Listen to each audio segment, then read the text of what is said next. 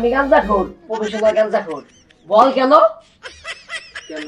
তুমি আমার পছন্দ করো, প্লাস ভালোবাসো, কিন্তু আমারে কখনো কইতে পারো না। আমি দাঁতামো তাই দিলেন। হবে লাল, তুই আমার মাইয়ারে উদ্ধার করে নিয়ে আসতে পারলি, তুই আমার কাছে যাচাবি, আমি তোর তাই দিমু। আচ্ছা ঠিক আছে স্যার, আপনি এই জায়গায় থাকেন, প্রয়োজনে প্রয়োজন না আমার জীবন দিয়ে দিবি। ও আমার জাত শত্রু নেই, আমি আর ছাড়বো না। আমার ভালোবাসি, আর আমি ওর জন্য আমার নিজের জীবনটাও দিতে পারি।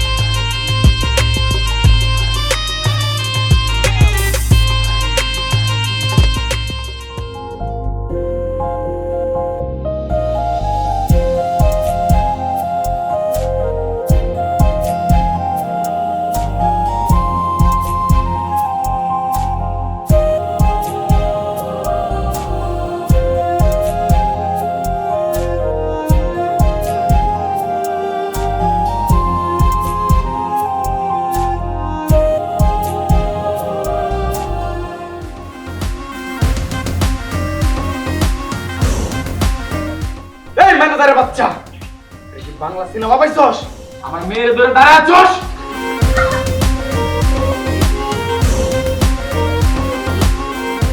তুমি এটা কি করলা? কেন মামুনি, কি করেছে? কি করেছে? ওনার সাথে আমি ধাক্কা খেয়ে পড়ে যাচ্ছিলাম, উনি আমাকে ধরেছে যেন আমি ব্যথা না পাই। বাবা এসে ওনাকে ধমক দিল, যে কারণে উনি আমাকে ফেলে দিল। আমি শেষ পর্যন্ত ব্যথাই পেলাম। তুমি এটা কেন করলে? ইয়ে মানে দেখো মা, আমি ভাবছিলাম তুমি প্রেম করতেছিলা, তার জন্যই তো তোমার ঝাড়ি দিলাম। কি? তোমার চিন্তা ভাবনা এত নেই? আম্মু তুমি কিছু বলবা না? মামুনি, আমি আর কি বলবো, আমিও ভেবেছিলাম তোমার আব্বুর মতোই তোমরা এখানে দাঁড়িয়ে দাঁড়িয়ে প্রেম করছো, তাই তো তোমার আব্বুর হাত ধরে টেনে নিয়ে আসলাম। তোমাদের যেরকম চিন্তা ভাবনা আমি সেই কাজই করব। আমি ওর মতো একজন ম্যানেজারকেই ভালোবাসি। তুই একদম ঠিক বলছিস মা, ছেলে হিসেবে কিন্তু খারাপ না, আর জামাই হিসেবে মাইনে নিতে আমার কোনো প্রবলেম নাই। এই চল কাজে অফিসে বিয়ে করব। আরে মা, দেখো মা, এরকম পরিস্থিতিতে আমি যদি কোনোদিন তোমার যদি দেখি, আমি কিচ্ছু বলবো না। হ্যাঁ, মাথায় রাখবা, কিচ্ছু বলবা না। আচ্ছা তুমি যে আমার সাথে এরকম করো, আমি তোমাকে কখনো কিছু বলি?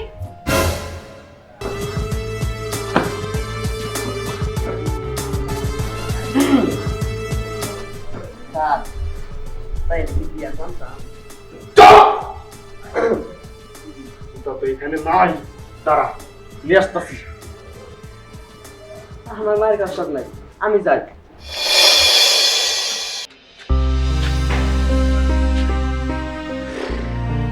কিরে কি মানে বুঝলাম না। আরে পাখি আমার। কোন পাখি? আরে এই বাড়িতে যে সুন্দর একটা মায়া থাকে না, ওইটা আমার। আর আমি গাঁজাখোর, প্রফেশনাল গাঁজাখোর। বল কেন? কেন? কারণ সিনেমায়, নাটক, রিয়েল লাইফ আমি দেখছি সব সময় গাঁজাখোররাই সুন্দর সুন্দর মেয়ে পায়, ও সুন্দর প্লাস বড় লোক। তার মানে কি মাইয়া এবং কি বাড়ি দুটো একসাথে নিবি? একদম ঠিক বলছিস ব্রো। প্রথমে ব্যাংক, তারপর ব্যবসা বাণিজ্য, তারপর যদি গাঁজা খাওয়ার টাকা না হয় বাড়ি বেশি গাঁজা খামো। ও আচ্ছা, তাইলে তোর এই চিন্তা ভাবনা। আরে বেড়া, আমি আমার বাসায় কোটি কোটি টাকার বাপ, সরি বাসায় আমি আমার ফকিনি বাবা রাইখা এই জায়গায় 2টা মাস ধরে পড়ে আছি খালি পরে বিয়ে করার জন্য। আর তুই কানের নতি বাতাইলে একটা মার দিমু, সোজা বাইতে যাবি।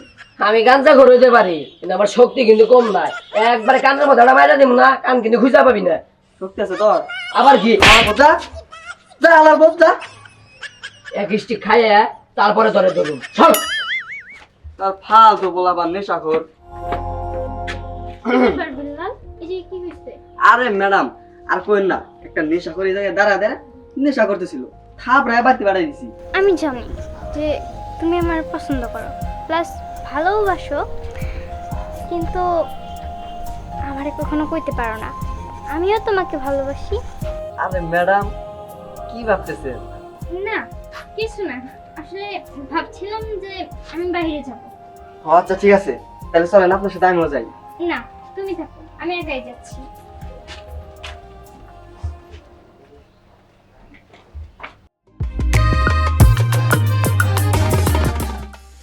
কি ব্যাপার, ড্রাইভার গাড়ি রেখে কোথায় গেল? ওই চল, রবি চলাঙ্গো।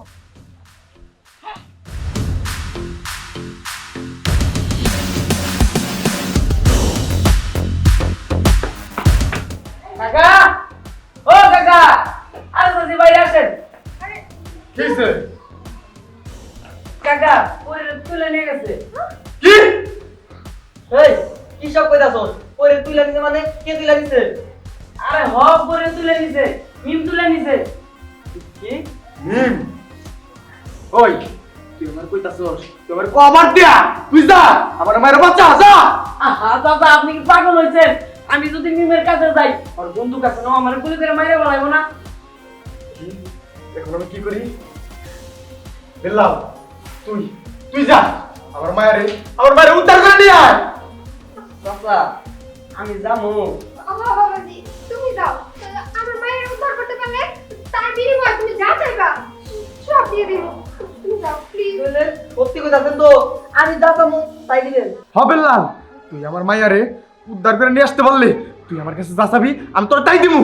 আচ্ছা ঠিক আছে স্যার, আপনি এই জায়গায় থাকেন, প্রয়োজন না আমি আমার জীবন দিয়ে দিব, তারপর আপনার মেরে ছাড়া এই বাড়িতে না আসবো না। কাকা আপনাদের ঝামেলার মধ্যে আমি নাই, আমি আসছি। দেখো তুমি কোনো টেনশন করো না, ও যদি না পারে আমি একটা ব্যবস্থা করতেছি। আসো।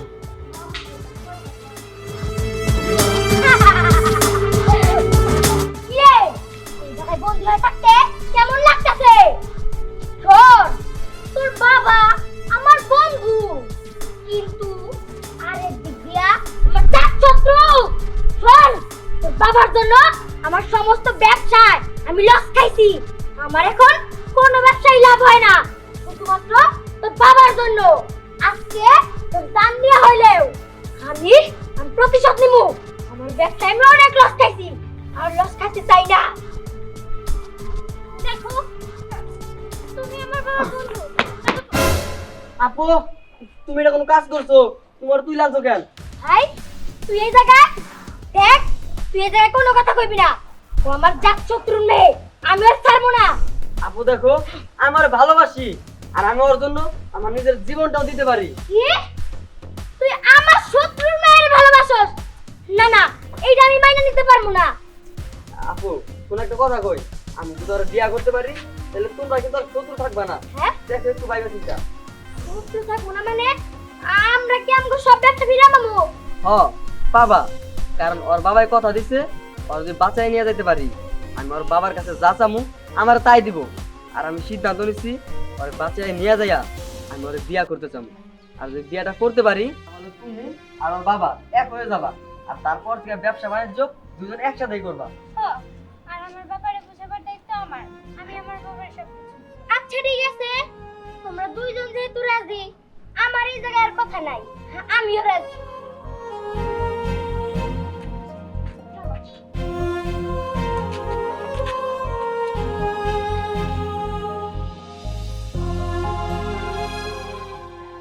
বাবা, মা, মা তুই ঠিক আছিস? তোর কিছু হয়নি? না আমার কিছু হয়নি। যাই হোক ভালোই হয়েছে। শোনো, ও তো আমার মেয়েকে উদ্ধার করে নিয়ে আসছে, ও যা চায় তুমি তাই দেবে, না করবে না, ঠিক আছে? ও যদি আমার মেয়েকে বিয়ে করতে চায় তাও না করতে পারবে না, ওর সাথে বিয়ে দিয়ে দেবে। কি কখনো সম্ভব না। শুধু তোমার বাড়ি চাই, আমার গাড়ি চাই, আমার জায়গা জমি সব দিয়ে দাও, কিন্তু আমার মেয়েরে সামান্য একটা ম্যানেজারের সাথে আমি কখনো বিয়ে দেবো না, অসম্ভব।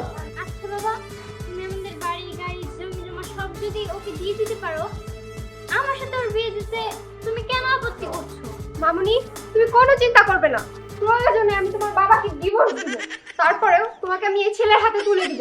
উনি থাক ওনার বাড়ি গাড়ি সয় সম্পত্তি নিয়ে। চলো মামু, বিয়ের ব্যবস্থা করো। আহা, দাঁড়াও বউ, তোমার মাফ করে দাও। আমি তো একটা ফান করলাম, একটু মজা করলাম, একটু দুষ্টামি করলাম, কেন বিয়ে দেবো না? অবশ্যই দেবো। আমি নিজে হাতে ওদের ধুমধাম করে বিয়ে দেবো। ঠিক আছে, চলো ওদেরকে মিষ্টি মুখ করাতে হবে তো। আসো, ভেতরে আসো।